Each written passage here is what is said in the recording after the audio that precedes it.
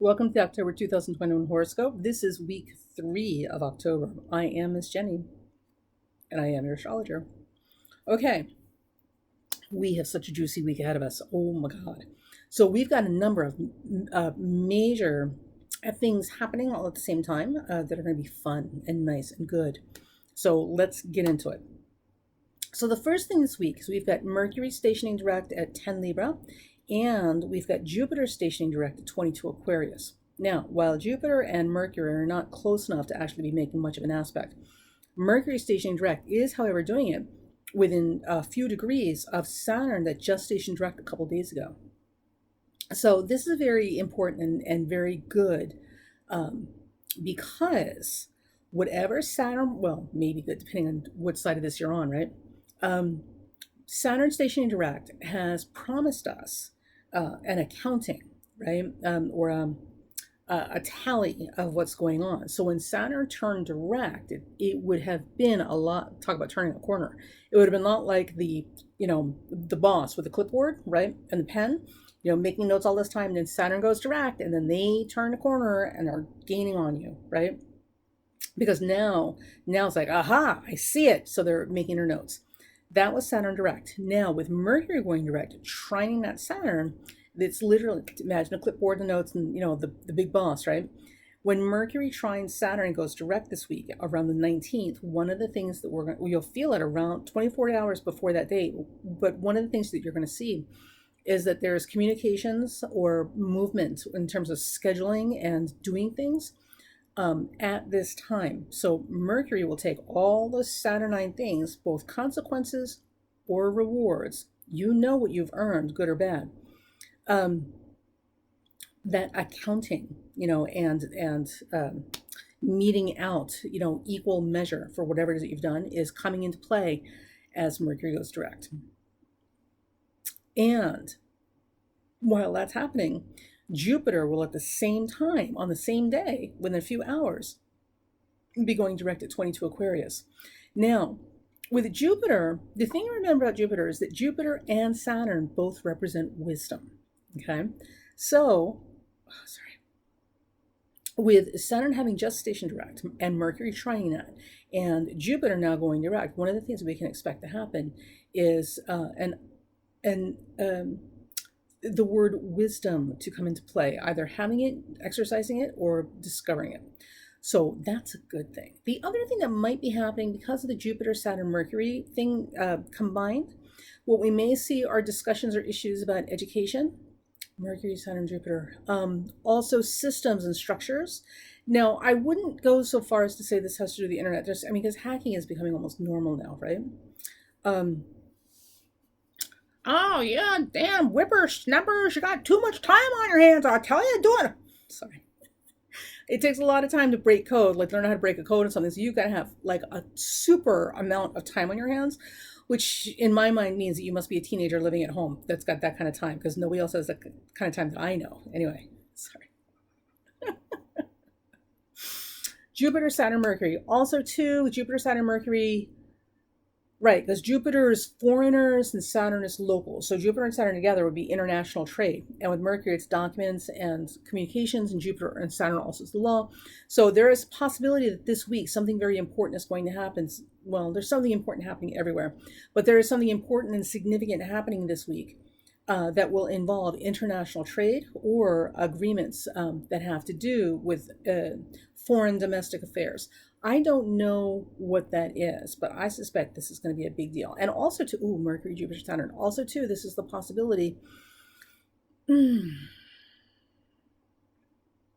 This is I don't feel like it's corporations. With Mercury, Jupiter, Saturn, what I'm thinking is it's got to be more along the lines of engineering, right? So something with engineering or engineering companies may be coming up prominent during these stations. We'll see. And bridges also. Bridges and boats. Okay, now, why that was a long walk around to this. So while that's happening on the 20th, give or take 24 hours for this full moon to hit, depending on where you are on the planet, we've got a full moon in Aries. Ooh, and this is such a spicy full moon. So with that full moon in Aries, this is a very intense one, and here's why.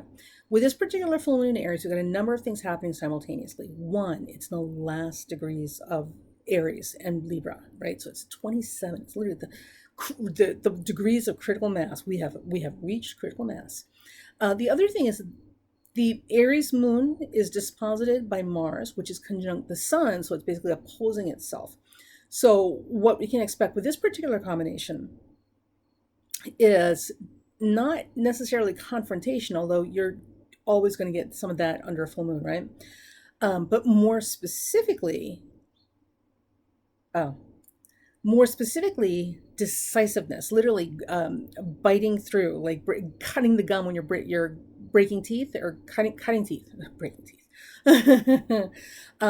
So decisive, absolute, clear-minded, specific action can be, and decisions that are followed by immediately by action can be expected around this full moon. And I would suspect, because of the Mercury station and the Jupiter station just the day before, I would go up to 72 hours before this full moon to look for things to happen, right? So look for major decisions and immediate actions following it around the 17th, 18th, and 19th. The full moon's on the 20th, but I'm expecting to feel it like prior to that, because of the other two stations.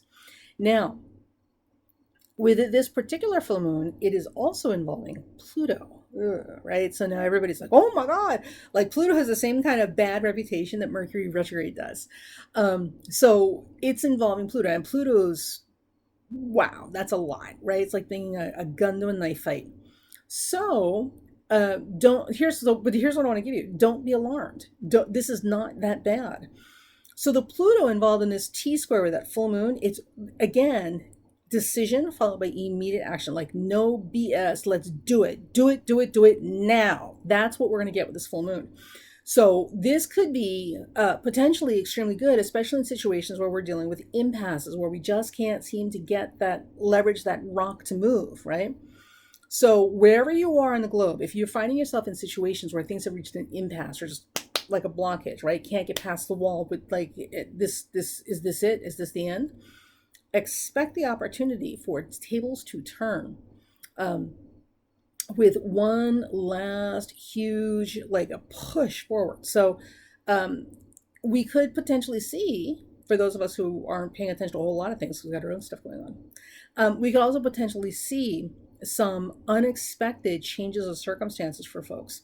So this may be that whole 11th hour, grab, for survival that occurs at the time of this full moon, which means we may see some serious underdogs coming to the top around this time. So if you remember the week before, the first week of October, we talked about how the planetary alignments favor the powerful at that time. So if you were an individual, or you were definitely in a weakened or disadvantaged state, this is not the time to get into confrontations with people who have power. You don't have that kind of leverage or protection during that week, right? Well, because yin yang, everything moves in cycles, right? So this third week of October, it's the exact opposite. This is the time when the underdog, right, the disadvantaged underdog, has the ability to make that final play and turn the game around. So watch for people to pull surprises out of their bags, in the 11th hour of situations. So this is a powerful full moon, especially if some type of impasse or obstacle breaking action needs to be taken. So there's that. Now, the reason I'm saying all of that, and I'm being putting such an optimistic spin on this, because that's to be honest and fair, this is an extremely challenging aspect, right? This Sun, Mars, Moon, Pluto. Okay, and the other reason that this, just so you know, the other reason that this particular full moon and that combination of things is also so challenging, right, and will be intense, but we've got some ameliorating aspects that are going to help that, so it won't be quite so bad. But the reason is the moon is our emotions, our emotional body, right? Aries is very impulsive, and when you have the moon in Aries, what you typically get are hotheads, right? And people, on the one hand, they've got like lightning fast reflexes. On the other hand, they've got lightning fast reactions before they're thinking, right? So shoot first, ask questions later. That's kind of moon in Aries. So you've got this hair trigger, like, whoosh, conflagration that's ready to happen at any time, because that's the moon in Aries. And now We've got Mars, the planet of energy and impulse, conjuncting the sun, which is our conscious mind. So that Mars with the sun is inflaming an already reactionary or impulsive kind of decision making, coupled with an emotionally impulsive reaction or decision making. So, sorry. So, with Pluto there underscoring all of this, like this makes it even more intense. Now, the thing about it is, with Pluto involved in this particular full moon as part of a T square, we could literally see Hatfield and McCoy type situations like blow up, or like Israeli Palestine. So, long standing feuds, okay, between two separate parties that are going head to head with each other, we may see this blow up and come to conclusion, or again like flare up into critical mass, so that we have to pay attention to it this week. Now, that's the bad news. So if you have some kind of long-standing war or grudge or whatever, like Hatfield and McCoy, if you know that story about those two hillbilly families that have been at war with each other for generations, or Romeo and Juliet, right, kind of thing, where the two families hate each other. So if you're involved in that situation where it's like a Mexican well, I don't, that's a horrible, well, I don't even understand it's called a Mexican standoff. Like, sorry, it's not meant to be racist. It's an old expression, but I don't know. Now that I think about it, I don't even know why. We'll have to look it up. Anyway, so where you're in a standoff with someone else that's been going on for a long time, expect things to reach a head or critical mass during this full moon. And little stuff I wouldn't worry about. Now, the other thing too with this, because I was going to say I wouldn't worry so much about the little like flare ups and stuff, because people are just be, spicy and need to throw their weight around, be noisy, like little dogs. Yap, yap, yap, yap, yap. But the other thing I want you guys to be mindful of, and this is the only bad thing I have to say about this full moon, because of these hyper reactive, impulsive, inflamed kind of emotions that are really bubbling up at this time with this particular full moon, and also because Pluto's involvement, there is the distinct possibility that that people who are prone to anger and violence, or angry violence, or just being violent and angry because that's who they are, like people who are prone to that type of response or disposition, it will absolutely be out in full force in the open under this full moon. So by all means, please take extra steps, or those 2 or 3 days before the full moon, literally from the 17th and 18th on to the 20th. Take the extra precautions necessary to keep yourself out of harm's way as best you can, and also to keep an eye on your loved ones, keep them out of harm's way as well. Because we do have that to deal with in singular instances. So it's not going to be everybody blowing up all at one time like popcorn, but it only takes one person to ruin your day or your life, right? So there's that. Now, here's the upside of this. Jupiter, as it stations direct during this full moon, this T-square full moon, sets up beautiful, beautiful aspects to the sun and the moon and the Mars, right, on either side of this T-square. It will be semi-sextile Pluto, so we're not really worried about that. So in a lot of ways, that's good. So what it means is that Jupiter is going to be able to sidestep any obligations or modifications that would come with having an aspect to Pluto. So Jupiter gets to operate outside of Pluto's influence, which we're okay with. It will set up a beautiful trine to the sun and Mars, and a sextile to the moon and Aries. So what this means, my friends, is that with this Jupiter station at the same time with this T-square in the full moon, we have the opportunity to find some escape routes, lucky breaks, miraculous opportunities, and again, like genius solutions, and unexpected opportunities that really turn out to be brilliant, because Jupiter and Saturn, remember, represent wisdom. Now, with that moon Jupiter sextile also, people are going to be feeling a little bit more frisky as well as feisty. So for those of you who are single and looking, or involved but in a flexible relationship and looking, this is a great time to go out and socialize, because people are going to be feeling much more in need of socialization, right? And from the whole person socialization. So this is a great time to go out and meet people and really get to know people as people, and make your decisions about them from there. Venus will be in Sagittarius, and Venus will be sextiling Mercury as it stations at the same time while this particular Jupiter aspects to this full moon is going on. So this is going to be a really, really nice social time for those of you who are socially inclined. So if you are vaccinated and masked, or certainly at minimum vaccinated, by all means, go and enjoy your evening.